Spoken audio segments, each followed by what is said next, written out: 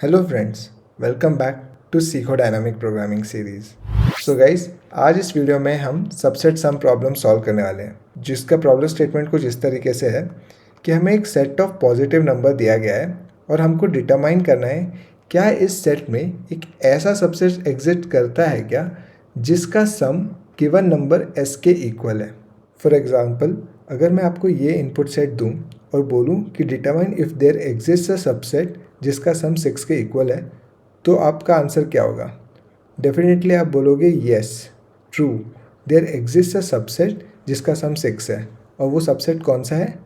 तो हम आंखों से देख के पता कर ही पा रहे हैं कि वो 1 2 3 है, और अगर मैं इसका सम लूँगा तो वो 6 के इक्वल आता है, तो इसीलिए आपका आंसर है ट्रू।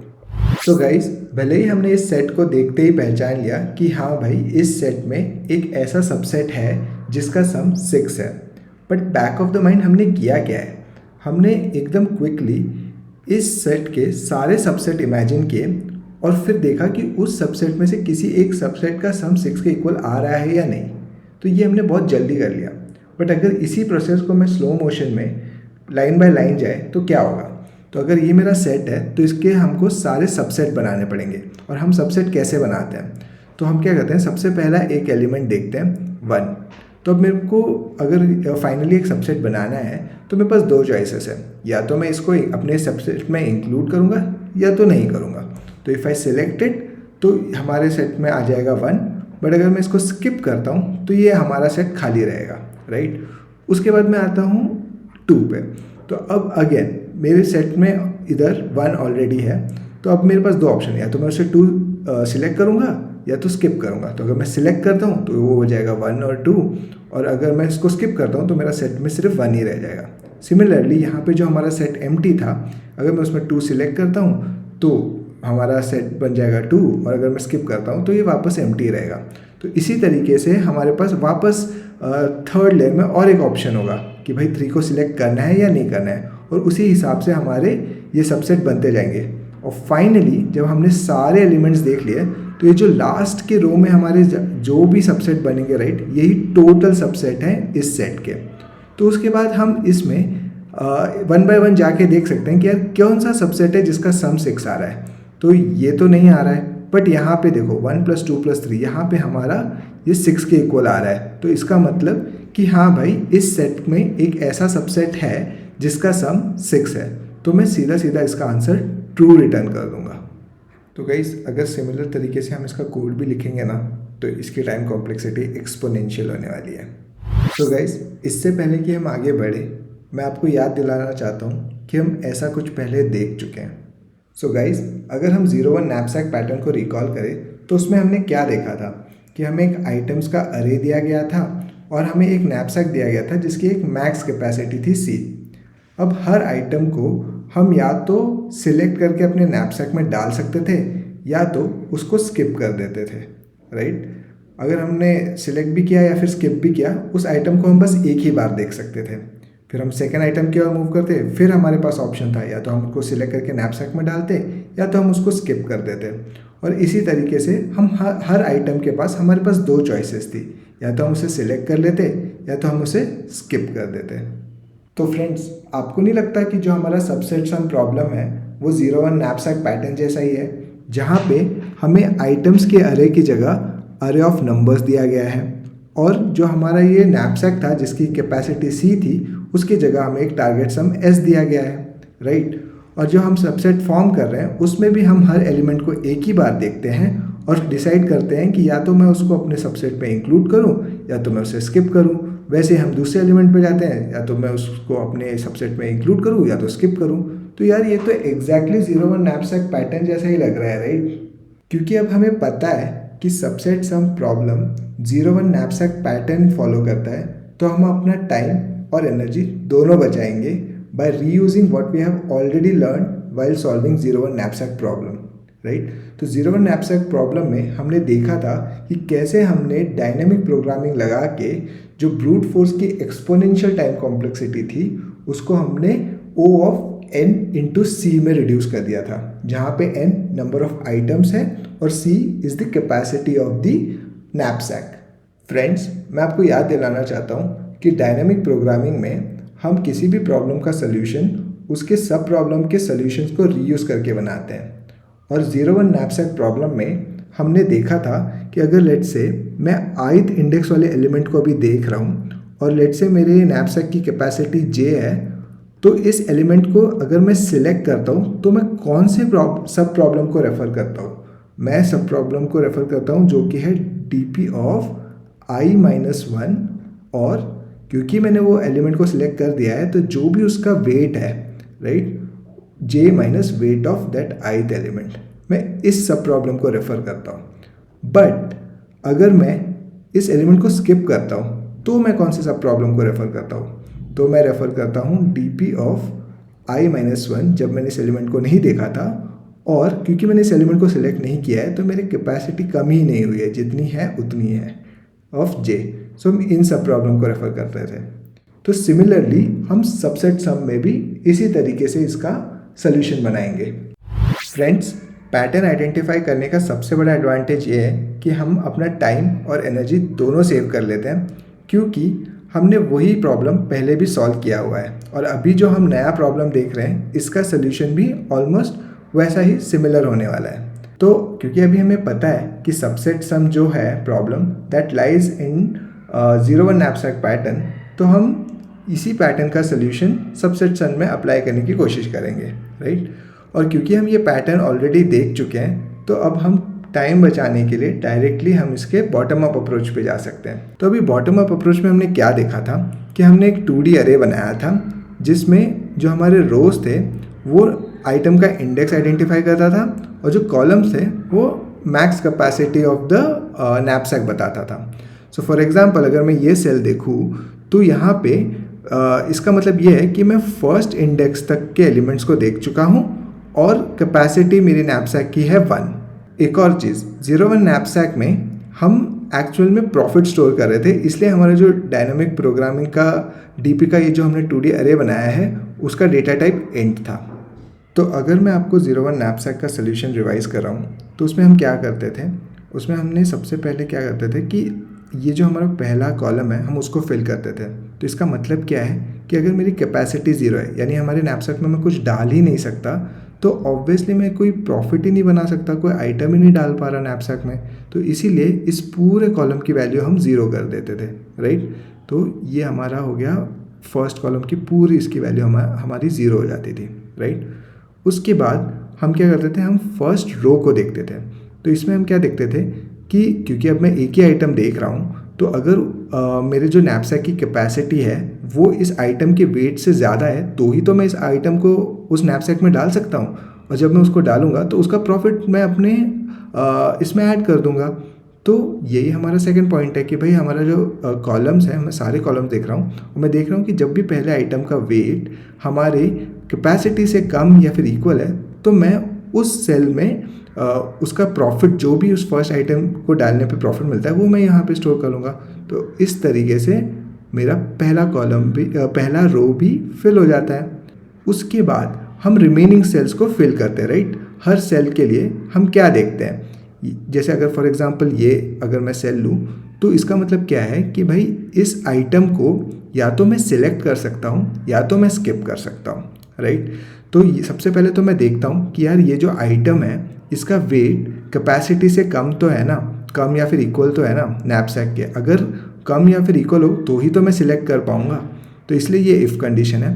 फिर इसमें हम देखते हैं कि चलो अगर ये ट्रू है इसका मतलब कि मैं उस आइटम को अपने नैपसैक में डाल सकता हूँ। तो अब मेरे को मैक्सिमम प्रॉफिट कब मिल रहा है, या तो मैं जब मैं उसको सिलेक्ट कर रहा हूँ, राइट। ये वाला कंडीशन हमने देखा कि हम जब उसको सिलेक्ट कर रहा हूँ तो मुझे क्या प्रॉफिट मिल रहा है, और अगर लेट से मैं उसको सिलेक्ट नहीं कर रहा हूँ तो ये वाला हमारा होगा, राइट। तो मुझे क्या प्रॉफिट मिलेगा, बनेगा मेरा, राइट। तो सिलेक्ट और स्किप दोनों करने पे मुझे क्या प्रॉफिट मिलेगा वो मैं इसमें स्टोर कर देता हूँ। और यही तो हमारे 0-1 नैपसैक का क्रक्स है जो हम अभी तक डिस्कस करते हुए आ रहे हैं, राइट। तो फिर किसी भी सेल की वैल्यू मैं ये देख के डिटरमाइन कर सकता हूँ कि उसको सिलेक्ट करने पे क्या प्रॉफिट आ रहा है और उसको स्किप करने पे क्या प्रॉफिट आ रहा है, और जिसमें भी ज़्यादा आ रहा है वो मैं इसमें स्टोर कर दूँगा। अब आते हैं हम एल्स कंडीशन में। एल्स कंडीशन बेसिकली है क्या, ये इफ़ कंडीशन ये थी कि भाई नैपसैक की कैपेसिटी जो है वो जो भी उस आइटम को हम देख रहे हैं उसके वेट से कम ज़्यादा है।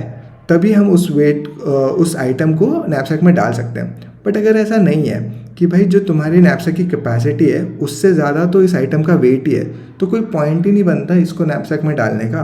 तो इसलिए हम सीधा सीधा स्किप वाला कंडीशन लगा लेते हैं कि हाँ भाई ये आइटम को हम डाल ही नहीं रहे नैपसैक में, तो क्या हमारा प्रॉफिट बनता है। तो इस तरीके से हम हर सेल की वैल्यू निकाल देते हैं। और फाइनली जो हमारा सॉल्यूशन होता है वो एकदम कॉर्नर वाले सेल की वैल्यू होती है, जिसका मतलब ये है कि मैंने सारे आइटम्स देख लिए और जो भी तुमने मेरे को मैक्स कैपेसिटी दी थी उस कैपेसिटी के लिए मैक्सिमम प्रॉफिट क्या बन रहा है, वही हमारा आंसर हो जाता था। अब क्योंकि subset sum similar pattern follow करता है तो हम देखते हैं कि सबसेट सम का सोल्यूशन भी कैसे सिमिलर होगा। तो अब सबसेट सम प्रॉब्लम में भी हम सिमिलर तरीके से जाते हैं। सबसे पहली बात तो हमने ये डीपी का 2D अरे बना दिया, बट अभी हमारे पास इंट की जगह हमारा बूलियन का ये 2D अरे होगा। क्यों? क्योंकि नैपसैक में तो हम प्रॉफिट में इंटरेस्टेड थे, बट सबसेट सम में हम ट्रू और फॉल्स में इंटरेस्टेड है, राइट? कि क्या ऐसा सबसेट एग्जिस्ट करता है जिसका सम गिवन सम के इक्वल है। तो पहली बात तो ये बूलियन का 2D अरे होगा। फिर उसके बाद हमने देखा कि जो आइटम्स का हमको अरे दिया जाता है उसकी जगह यहाँ पे हमारे पास नंबर्स का अरे है, राइट? और वो ये सारे रोज को डिनोट करता है। और जो यहाँ पे कैपेसिटी थी वो यहाँ पे सम हो गया, जो कि है जे, वो कॉलम्स हो गया, राइट? तो अभी हमने सबसे पहले क्या देखा था 0 नैपसैक में, कि हम सबसे पहले देखते कि यार अगर हमारा सम ही 0 है, राइट? तो फिर आपको कोई अगर आपको सम ही 0 दिया गया है तो आपको अरे में से कोई एलिमेंट चूज़ ही नहीं करना है, मतलब आपका एम्प्टी सबसेट रहेगा, राइट? तो ऑब्वियसली अगर आप एम्प्टी सबसेट बनाओगे तो सम 0 हो जाएगा। इसका मतलब कि ये सारे इस पूरे कॉलम की वैल्यू हमारी हो जाएगी ट्रू। तो वैसे ही अगर हम अपना फर्स्ट रो की ओर देखें, जिसका मतलब क्या है कि हमारे पास अभी सिर्फ फर्स्ट ही एलिमेंट है देखने को, तो और ये जो भी सम है हमको बताना है कि भाई अभी तुम्हारे पास सिर्फ एक ही एलिमेंट है, बट क्या तुम ऐसा सबसेट बना सकते हो जिसका सम जे के इक्वल हो। तो वो तभी पॉसिबल है, राइट, जब हमारे जो हमको जे सम दिया गया है और जो हमारा पहला एलिमेंट की वैल्यू है वो सेम है। तभी तो मैं कहूँगा कि हाँ भाई इस एलिमेंट को मैं एज अ सबसेट यूज़ कर रहा हूँ और वो तुम्हारे सम जो तुम जे सम बोल रहे हो उसके इक्वल है, तो इसका मतलब हाँ ये सबसेट एग्जिस्ट करता है। तो वही कंडीशन लगा के हम हमारा फर्स्ट रो भी फिल कर देंगे। और अब हमारा रिमेनिंग सेल के लिए सेम ही लॉजिक लगने वाला है, या तो मैं सिलेक्ट करके या तो स्किप करके गिवन सम बना पा रहा हूँ। फॉर एग्जांपल अगर मैं ये सेल लूँ तो या तो मैं इस सेकंड इंडेक्स के नंबर को सिलेक्ट करके सम 2 बना पा रहा हूँ, या तो मैं इस नंबर को स्किप करके सबसेट सम 2 बना पा रहा हूँ। तो अगर इन दोनों में से किसी भी तरीके से मैं 2 बना पा रहा हूँ तो मैं इस सेल की वैल्यू में ट्रू रख दूंगा। बट अगर मैं इन दोनों तरीके से नहीं बना पा रहा हूँ तो ऑब्वियसली इसकी वैल्यू हो जाएगी, इस सेल की वैल्यू हो जाएगी फॉल्स। तो फ्रेंड्स, जैसे कि आप देख सकते हो कि हमारा जो सोल्यूशन है वो बिल्कुल 0 नैपसैक की तरह ही सिमिलर है, राइट? तो इसमें भी हम अगर लेट्स से हम सेल आई जे की बात कर रहे हैं तो हम ith इंडेक्स पे जो नंबर है, राइट, अगर उसकी वैल्यू जो हमको सम बोला है उससे कम है तो ही तो हम उसे अपने सबसेट में इंक्लूड करने का सोच सकते हैं, राइट? तो अगर ये वैल्यू ट्रू है तो हम देखते हैं कि यार अगर मैं उसको सिलेक्ट करता हूँ तो क्या रिमेनिंग आइटम्स के साथ मैं वो सबसेट जो हमको सम बोला है वो सबसेट सम बना पा रहा हूँ। और अगर लेट से मैं बना पा रहा हूँ तो सीधा सीधा ट्रू लिख दो, बट अगर लेट से मैं उसको सिलेक्ट करके नहीं बना पा रहा हूँ तो उसको मैं स्किप कर दूंगा उस एलिमेंट को, तो जो कि हो जाएगा ये वाला पॉइंट। जब मैं स्किप करूँगा तो ये वाला सब प्रॉब्लम मैं रेफ़र करूँगा। उसी तरीके से अगर लेट से ये जो ith इंडेक्स पे नंबर है वो जो हमें सम दिया गया है जे उससे ज़्यादा है, तब तो कोई बात ही नहीं बनती उसको अपने सबसेट में इंक्लूड करने की, तो सीधा सीधा हम उस एलिमेंट को स्किप कर देंगे। और अगर हम उसको स्किप करेंगे तो जो भी रिमेनिंग एलिमेंट्स हैं उसके साथ क्या मैं वो जे सम बना पा रहा हूँ वो हम इस सब प्रॉब्लम को रेफ़र करके फाइंड आउट कर सकते हैं, राइट? तो ये अगर मैं आपको बोलूँ कि इसमें क्या डिफरेंस है दोनों में, तो इसमें बस ये डिफरेंस है कि देखो नैपसैक में हम प्रॉफिट में इंटरेस्टेड थे तो इसलिए हमने ये मैक्स फंक्शन लगाया था, बट यहाँ पे तो हम सिर्फ जानना चाहते हैं कि भाई ऐसा सबसेट एग्जिस्ट करता है या नहीं करता है, ट्रू या फिर फॉल्स वैल्यू। इसलिए हमारा जो ऑपरेटर है वो है और ऑपरेटर। नहीं तो देखोगे तो बाकी सब कुछ सिमिलर ही है। और इसी तरीके से फाइनली हमारा आंसर जो होगा वो हमारे एकदम कॉर्नर वाले सेल में रहेगा, राइट। जब हमने सारे अरे के सारे एलिमेंट्स को देख लिया है और जो भी हमको सम बोला था वो सम हम सबसेट बना पा रहे हैं या नहीं, तो इस पे हमारा होगा आंसर। या तो इसमें होगा ट्रू या तो होगा फॉल्स। अगर ट्रू है तो इसका मतलब हाँ भाई ऐसा सबसेट एग्जिस्ट करता है इस अरे में जिससे हम ये सम बना पा रहे हैं, और अगर फॉल्स आता है तो भाई ऐसा सबसेट एग्जिस्ट नहीं करता। So guys in the end अगर मैं इस सबको समराइज़ करूँ तो मैं आपको कहूँगा कि 0-1 नैपसैक पैटर्न में आपको एक आइटम्स का अरे दिया जाता है और आपको एक मैक्स कैपेसिटी दी जाती है, और आपको बोला जाता है कि हर आइटम को आप एक ही बार या तो सिलेक्ट कर सकते हो और अपने नैपसैक में डाल सकते हो या फिर उसको स्किप कर सकते हो। तो सिमिलर चीज़ हमने सबसेट सम में भी देखा था कि हाँ भाई हमको एक अरे ऑफ नंबर्स दिया गया था और हमको एक टारगेट सम बताया था, जिसको मैं बोल सकता हूँ कि एक नैपसैक ही है जिसकी मैक्स कैपेसिटी है। उसके बाद हर आइटम को मैं सिलेक्ट करके अपने सबसेट में डाल सकता था या तो उसको स्किप कर सकता था, राइट। तो इसीलिए मैंने कहा कि यार ये सबसेट सम जो है ये नैपसैक 0-1 नैपसैक पैटर्न फॉलो कर रहा है। तो अगर ये 0-1 नैपसैक पैटर्न फॉलो कर रहा है, हम इस पर डीपी लगा के जो हमने देखा था कि यार ये एक्सपोनेंशियल टाइम कॉम्प्लेक्सिटी आ रही है ब्रूट फोर्स से, उसको हम O of number of elements into the capacity इतने में रिड्यूस कर सकते हैं। तो डायनामिक प्रोग्रामिंग में जैसे कि हम सब प्रॉब्लम रेफर्स करते हैं, तो यही तो दो सब प्रॉब्लम है जो हम रेफ़र कर रहे हैं। तो जब हम कुछ सिलेक्ट करते हैं तो हम ये वाला सब प्रॉब्लम रेफ़र करते हैं, और जब हम कुछ स्किप करते हैं उस एलिमेंट को ith वाले इंडेक्स पे तो हम ये वाला सब प्रॉब्लम रेफ़र करते हैं। वही हमने यहाँ पे भी अप्लाई किया। तो जैसे ये देख सकते हो आप, ये होगा जब मैंने उस नंबर को सिलेक्ट करके अपने सबसेट में डाला, और ये तब होगा जब मैंने उसको स्किप किया। तो इस तरीके से हमने 0-1 नैपसैक पैटर्न अप्लाई किया है सबसेट सम प्रॉब्लम में। फ्रेंड्स आई नो कि ये वीडियो थोड़ा लेंदी हो गया है, बट आई बिलीव कि ये ज़रूरी था, क्योंकि ये पहला प्रॉब्लम है जिसमें हमने पैटर्न आइडेंटिफाई किया और फिर देखा कि किस तरीके से हम सिमिलर सोल्यूशन अप्लाई करके इसे सॉल्व कर सकते हैं। तो हाँ, भले ही ये वाला वीडियो हमारा लेंदी हो गया है, बट इसके आगे वाले जो प्रॉब्लम हम सॉल्व करेंगे उसमें हम शायद इतना डिटेल में ना जाए, और हम फोकस करेंगे कि हम कैसे जल्दी पैटर्न आइडेंटिफाई करके उसको सॉल्व कर सकते हैं। वही तो हमारा एंड गोल है। So friends in the and I hope आपको अब ये समझ में आ रहा है कि किस तरीके से हम एक प्रॉब्लम को आइडेंटिफाई कर सकते हैं कि यार ये 0-1 नैपसैक पैटर्न में लाइक करता है या नहीं, और अगर हाँ ये करता है तो किस तरीके से हम उसे सॉल्व कर सकते हैं by applying DP. So I hope आपको ये पूरी सीखो डायनामिक प्रोग्रामिंग सीरीज़ पसंद आ रही है। अगर हाँ तो please like this video, subscribe to the channel, और please do comment whatever your thoughts are, do comment, क्योंकि आपके कमेंट्स पढ़ के मैं काफ़ी मोटिवेट हो जाता हूँ नेक्स्ट वीडियो बनाने के लिए। So please do that. तो अब मैं आपसे मिलता हूँ नेक्स्ट वीडियो में। Till then take care, bye bye.